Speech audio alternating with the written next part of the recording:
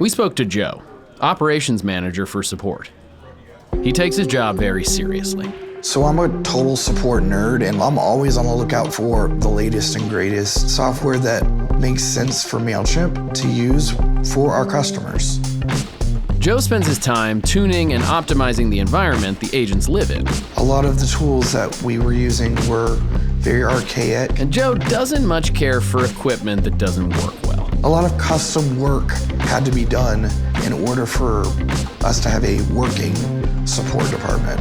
Lucky for us, he likes Zendesk. I'll say I love Zendesk till the end of time. Thanks, Joe.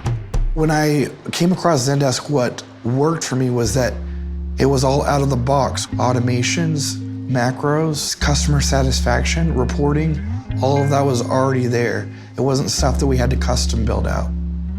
I've implemented it at previous companies, but seeing it be implemented in a 1,000-employee company, as easy as we were able to do it, has been astronomical. It's been really helpful to be able to easily use that platform for good.